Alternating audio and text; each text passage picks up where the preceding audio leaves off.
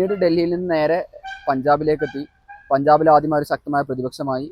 പിന്നീട് പതുക്കെ കോൺഗ്രസിനെ വീങ്ങി. കഴിഞ്ഞ തെരഞ്ഞെടുപ്പിൽ കോൺഗ്രസിനെ അട്ടിമറിച്ച് AAP അധികാരത്തിലേക്ക് വന്നു ഇവിടെ പഞ്ചാബിൽ. അതിനുശേഷം പിന്നെ അവർ നേരെ ഗുജറാത്തിലേക്ക് പോവാണ്. ഗുജറാത്തിൽ കഴിഞ്ഞൊരു 20 വർഷമായി മോദിയും അതുപോലെ BJP ആണ് ഭരിക്കുന്നത്. അവിടെ ശക്തമായ പ്രതിപക്ഷമായിട്ട് ആരുണ്ട്? കോൺഗ്രസ് ഉണ്ട്. അങ്ങനെ ഒരു തവണ കഴിഞ്ഞൊരു 2017 ഇലക്ഷനിൽ ഒരു പക്ഷേ കോൺഗ്രസ് അധികാരം പിടിച്ചെടുത്തേക്കാൻ സാധ്യതയുണ്ട് എന്നുള്ള തരത്തിലുള്ള വിലയിരുത്തലുകൾ വരെ അക്കാലത്ത് വന്നിട്ടുണ്ടായിരുന്നു. 78ഓളം സീറ്റ് നേടാൻ അന്ന് കോൺഗ്രസിന് കഴിഞ്ഞിട്ടുണ്ട്. ഒരു 10-15 സീറ്റ് കൂടി നേടിയിട്ടുണ്ടെങ്കിൽ ഒരു പക്ഷേ കോൺഗ്രസിന് അവിടെ ഭരിക്കാനുള്ള ചാൻസ് കൂടി കിട്ടുമായിരുന്നു.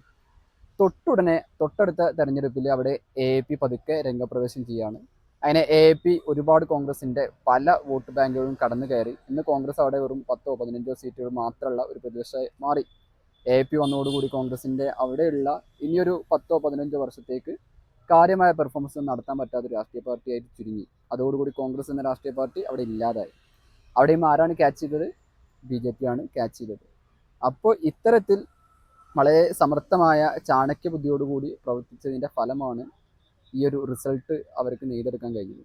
ഇതേ സിമിലർ ആയിട്ടുള്ള പാറ്റേണിലുള്ള ഒരുപാട് രാഷ്ട്രീയ പാർട്ടികൾ നമ്മുടെ ഇന്ത്യ എന്ന് പറയുന്ന വലിയ രാജ്യത്തിലുണ്ട്. ഇപ്പോൾ നമ്മൾ കേരളത്തിൽ തന്നെ എടുത്തു നോക്കുമ്പോൾ ഈ AAP എമർജ് ചെയ്ത് വന്ന പോലെ തന്നെ എമർജ് ചെയ്ത് വന്ന ഒരു രാഷ്ട്രീയ പാർട്ടിയായിരുന്നു കിറ്റക്സിൻ്റെ 2020 കിറ്റക്സ് സാബു ജേക്കബിൻ്റെ.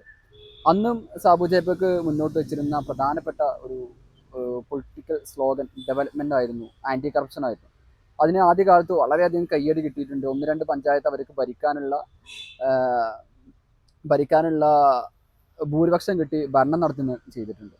പക്ഷേ ഫൈനലി അവരിപ്പോൾ എവിടെയാണ് പോയി നിൽക്കുന്നത് എന്ന് പരിശോധിച്ചാൽ കൃത്യമായിട്ട് മനസ്സിലാവും. അവർ NDAയുടെ സഖ്യകക്ഷിയായി മാറി. കേരളത്തിൽ NDAയിലേക്ക് വരാൻ മടിക്കുന്ന ആളുകൾക്കൊക്കെ BJPയിലേക്ക് വരാൻ മടിക്കുന്ന ആളുകൾക്കൊക്കെ അവരുടെ സഖ്യകക്ഷിയായ 2020യിലേക്ക് കയറാനും അങ്ങനെ പതുക്കെ BJPയിലേക്ക് ചാടാനുമുള്ള ആ ഒരു അറപ്പും വെറുപ്പും ഇല്ലാതാക്കുന്ന പണിയാണ് ഇന്ന് കേരളത്തിൽ 2020 എടുക്കുന്നത്. സിമിലർ പാറ്റേൺ നമുക്ക് എന്ത് ചെയ്യാൻ പറ്റും? തമിഴ്നാടും കാണാൻ പറ്റും.